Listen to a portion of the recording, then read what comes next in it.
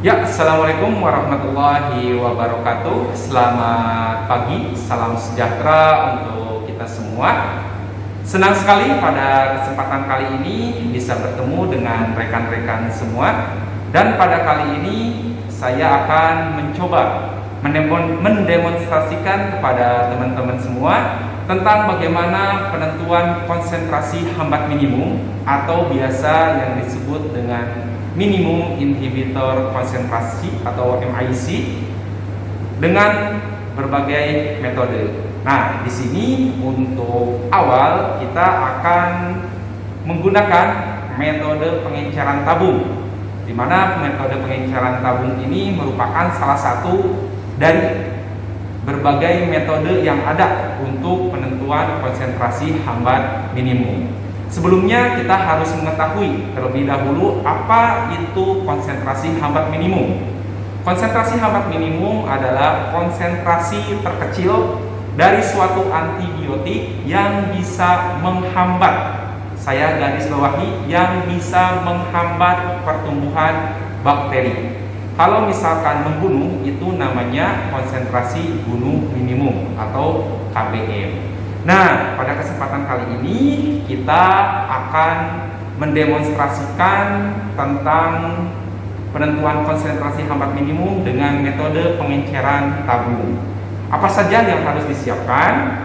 Yang pertama tentunya kita harus mempersiapkan media cair, karena metode pengenceran tabung itu menggunakan metode dilusi, yaitu menggunakan media cair. Di sini kita menggunakan NB.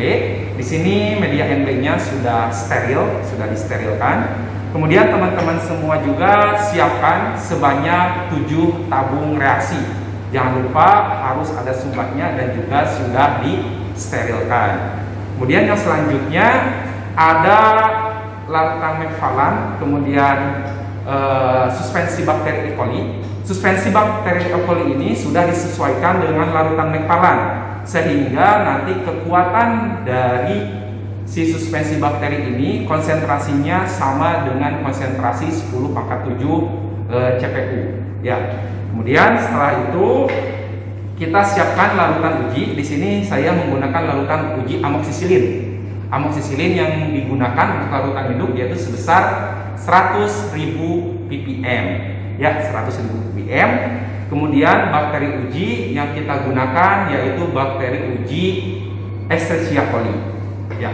Yang pertama, teman-teman, setelah tadi alat dan bahan sudah disebutkan sudah steril, untuk yang pertama dilakukan yaitu proses aseptis. Ya, kita mensterilisasi dulu meja kerja kita.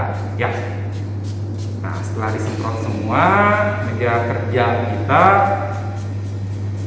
biarkan dulu terlebih dahulu mengering, bisa juga dilap.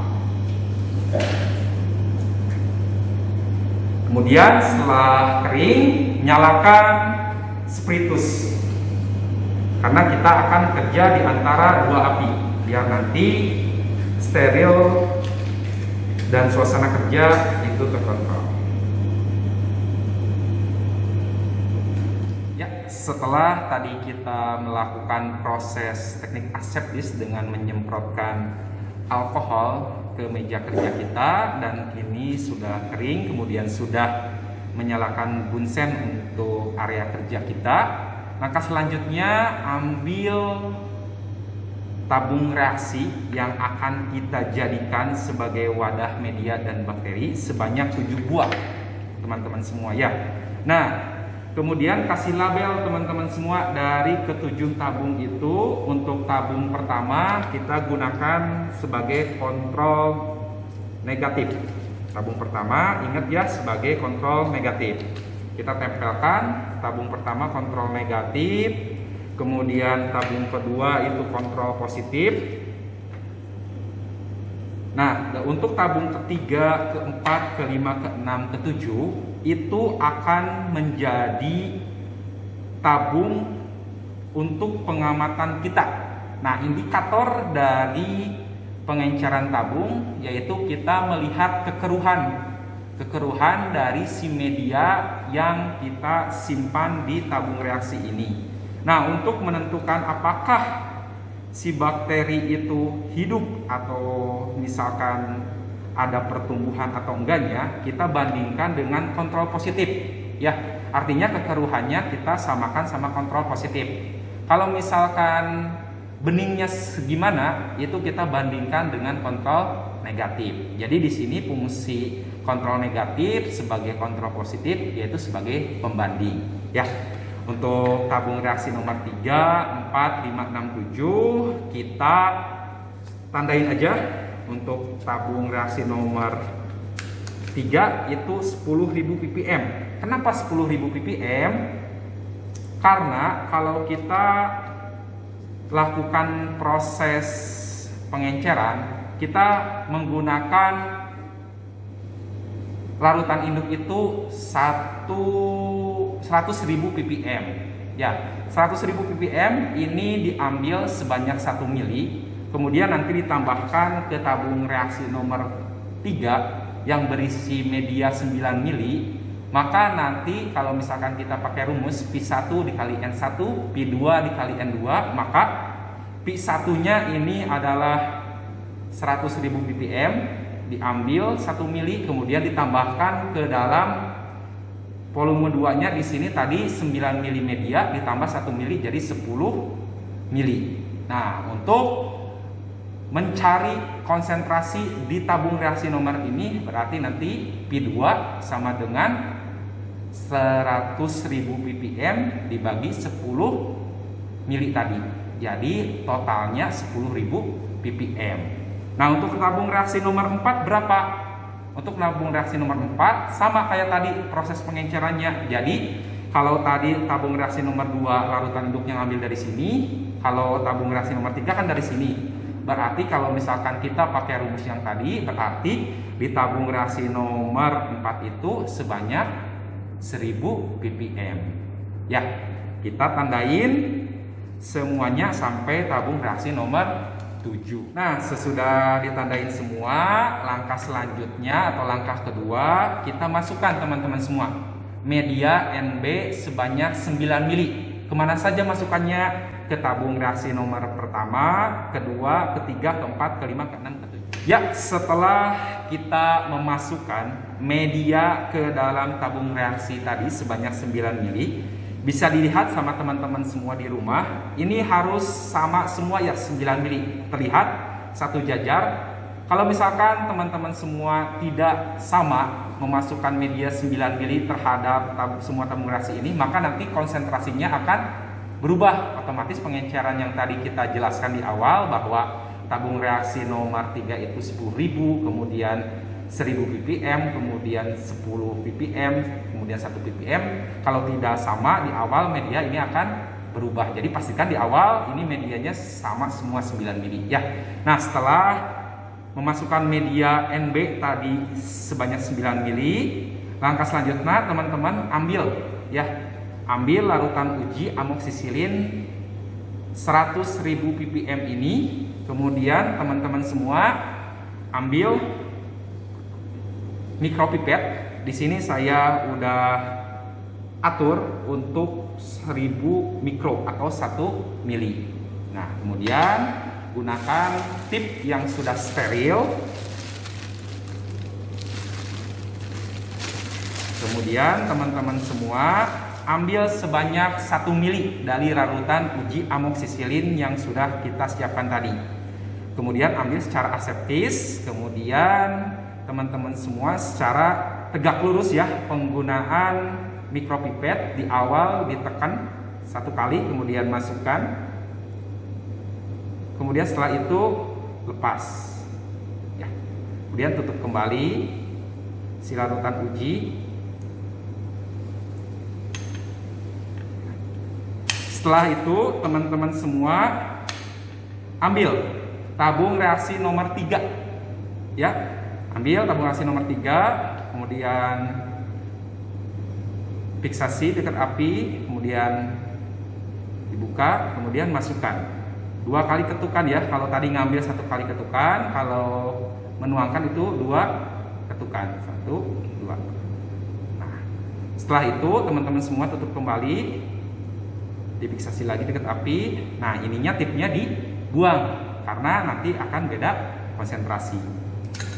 Ya, setelah tadi kita mencampurkan larutan uji amoksisilin 100.000 ppm ke dalam media NB sebanyak 9 mili, langkah selanjutnya kita vortex selama 5-10 detik. Oke, cukup. Kegunaan dari memvortex ini supaya nanti antara larutan uji amoksisilin dan media NB ini bercampur secara homogen. Nah, langkah selanjutnya ketika kita sudah memvortex, kemudian ambil 1 mili lagi dari tabung reaksi nomor 3 ini, nanti dimasukkan ke dalam tabung reaksi nomor 4. Nah, di sini kita menggunakan prinsip pengenceran secara bertingkat. Untuk memasukkan larutan uji dari tabung reaksi nomor 3 ke tabung reaksi nomor 4, kita menggunakan tip baru lagi ya. Kenapa? Karena tadi untuk tip yang pertama itu untuk dosis yang 100.000 ppm ke dalam 10.000 ppm. Nah, untuk sekarang karena 10.000 ke 1.000 maka harus menggunakan tip yang baru lagi yang sudah steril.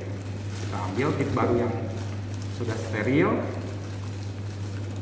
Nah, kemudian secara aseptis kita masukkan si larutan uji dari tabung reaksi nomor 3 ke dalam tabung reaksi nomor 4 secara aseptis. Tadi untuk pipetasi tadi seperti yang dijelaskan di awal ya. Tegak lurus, ambil 1 mili, kemudian difiksasi kembali, kemudian ditutup, kemudian disimpan. Nah, kemudian diambil tabung reaksi nomor 4, kemudian dimasukkan 2 kali ketukan, 1, 2, kemudian di ini lagi, fiksasi lagi. Nah, kemudian tipnya dibuang kembali.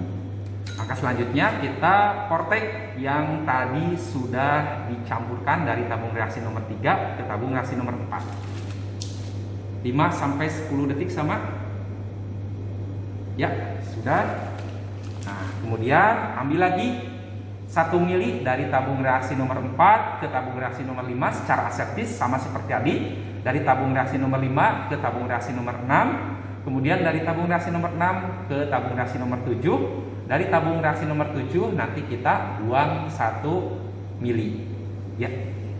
Untuk langkah selanjutnya setelah tadi kita memasukkan media 9 mili kepada 7 tabung reaksi, kemudian memasukkan larutan uji ke dalam tabung reaksi nomor 3, kemudian secara pengenceran bertingkat ke nomor 4, 5, 6, 7. Langkah selanjutnya kita masukkan suspensi bakteri.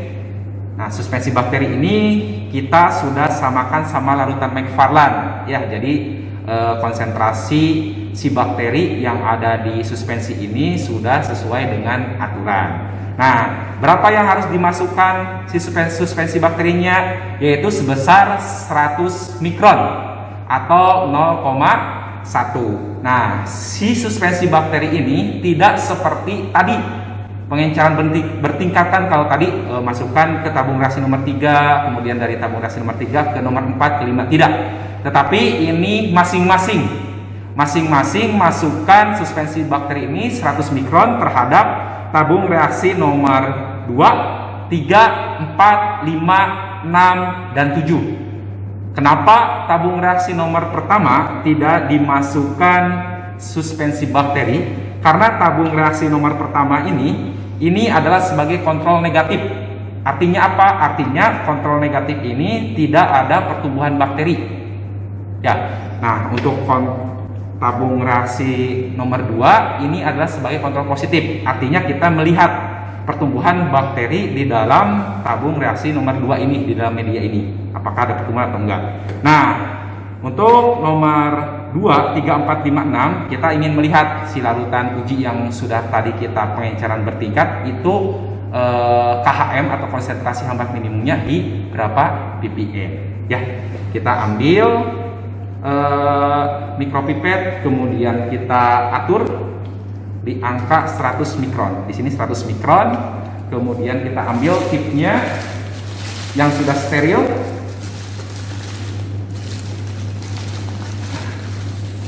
Nah, ini pengejarannya secara aseptis juga ya. Ini adalah bakteri yang menginfeksi, jadi kita harus benar-benar kerja secara aseptis. Kita dekatkan, kemudian kita ambil sebanyak 100 mikron. Tegak lurus ya teman-teman semua.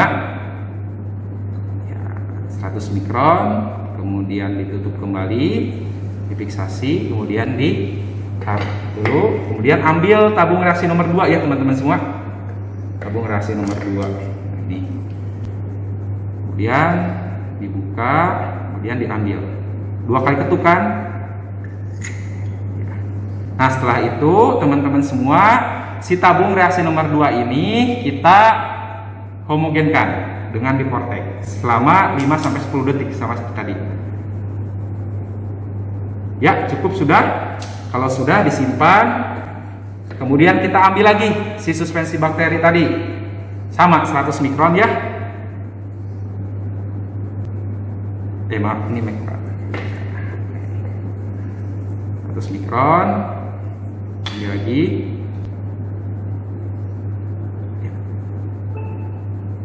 Itu fiksasi lagi, simpan lagi ke tabung reaksi nomor 3 ya teman-teman semua. Kemudian masukkan ya, fiksasi, kemudian diportek. Nah, sudah, simpan. Nah, langkah-langkah ini kita lakukan sampai tabung reaksi nomor 7 ya teman-teman semua. Nah, setelah tadi kita memasukkan suspensi bakteri 100 mikron dari tabung reaksi nomor 2, 3, 4, 5, 6, 7, maka kita sudah melakukan prosedural pengenceran tabung secara keseluruhan. Nah, langkah terakhir kita inkubasi ya, inkubasi atau kita masukkan ke inkubator selama 1 kali 24 jam untuk bakteri. Tapi kalau misalkan untuk jamur nanti 2-3 kali 24 jam ya teman-teman semua. Ya, untuk langkah terakhir atau prosedur terakhir kita tinggal inkubasi saja.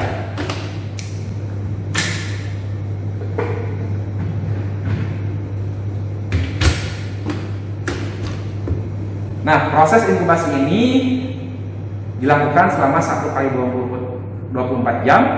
Untuk pengamatan akan dilakukan besok hari. Terima kasih untuk demonstrasi pengenceran tabung kali ini. Kurang lebihnya mohon. Assalamualaikum warahmatullahi wabarakatuh.